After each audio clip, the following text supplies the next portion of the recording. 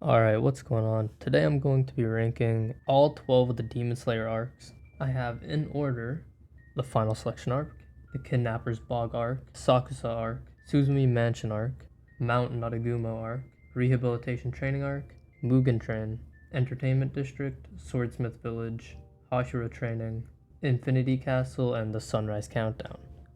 I have a simple tier list right here. S to F. Think I'm going to change that actually. Okay, so we have perfect, almost perfect, amazing, great, good, meh, and not good. Pretty simple. Let's get started.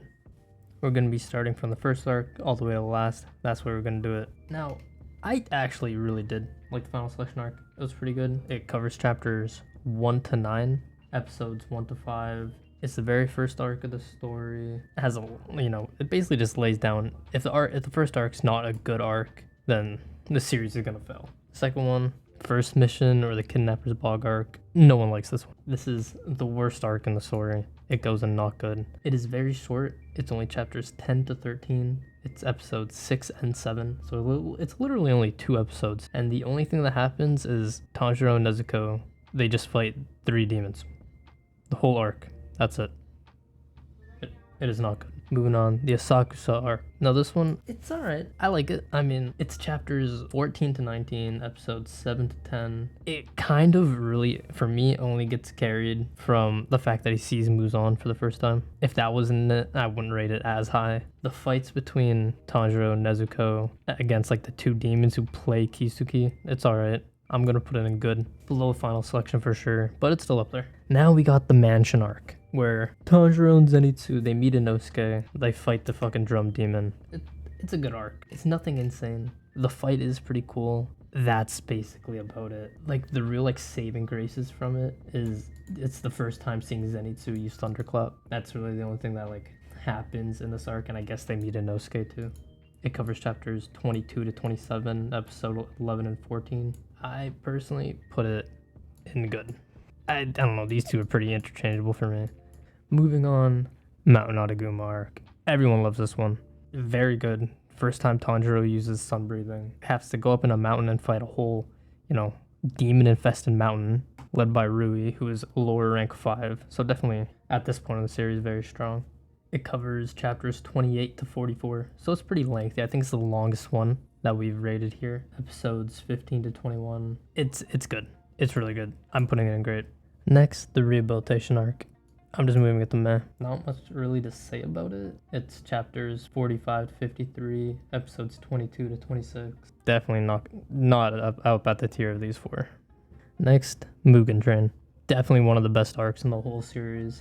It is chapters 54 to 66, or episodes 27 to 34, or the movie, depending on how you want to consume it. You learn a lot about one of the most likable characters of the whole story. Insane fights with Akaza versus Rengoku, and I guess Inosuke and Tanjiro versus Enmu, but definitely Akaza and Rengoku carry this arc. That whole fight alone makes this almost perfect. It is one of the best arcs in the whole series. Now, Entertainment District, a lot of people's favorites. It is chapters 98 to 127, episodes 45 to 55. Insane animation on it. Everyone loves the Uzui versus Gyutaro fight. Next up, Swordsmith Village arc. It is chapters 98 to 127, episodes 45 to 55. It's very good. The best parts of the arc is definitely Tanjiro, Nezuko, and Genya versus upper rank 4. 3 other things happen, which is huge for the story. Nezuko becoming immune to the sun. Insane plot point, and Muichiro and Mitsuri unlocking their Demon Slayer marks, being the first 2 of the current Hashira to do so, is pretty huge. For that, I'm putting this under the Entertainment District. I did like the Entertainment District more. Something about the Swordsmith Village, the way it was animated, it could be all the CGI. I was not enjoying it as much as Entertainment District. Next, we got the Hashira training arc, which is chapters 128 to 136. It's basically a lot of just training and getting to know more of the backstory between all the Hashiras and other members of the Demon Slayer Corps. The goal of this arc is to have the Hashira and the other members of the Demon Slayer Corps unlock their marks to make the final fights a lot easier on them. That's basically all it is. I did enjoy hearing about the backstory of all the other Hashiras you don't get to see much, so for that I'm putting it in great. Now we're down to two. The Infinity Castle arc and the Sunrise Countdown arc. The last two arcs, debatably the best. I'm gonna start with the Infinity Castle arc as it comes next up in the series. It's an easy perfect. It's an easy yes. The best arc in the whole series, by far. I don't think anyone disagrees with this. I think it's a very common, notion that this is the best. So many things happened. It is chapters 137 through 183. To start off, the background and storytelling of just everyone involved is insane. A lot of new developments happened. Even though it does come late, it is insane to see. Other than that, there's the huge amount of fights, as in Shinobu versus Doma, Mitsuri and Obanai versus the banjo playing woman, Kanao and Inosuke versus Doma as well, Muichiro, Genya, Sanemi, and Guillaume versus Upper Rank 1, which is a very hyped fight everyone loves to see. We have Zenitsu versus Upper Rank 6, who replaced Daki, which is insane. And obviously, my favorite from the whole one, Tanjiro and Gyu versus Akaza. That's why it's S. It is insane. Everyone loves it. Not much else to be said. Leaving us with the Sunrise Countdown arc. Now, it's chapters 184 to 205.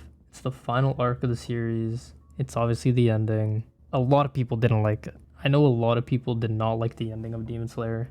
I actually got clowned on in a Discord when I said I just finished Demon Slayer. The ending was so good. I still stand by it. I really liked it.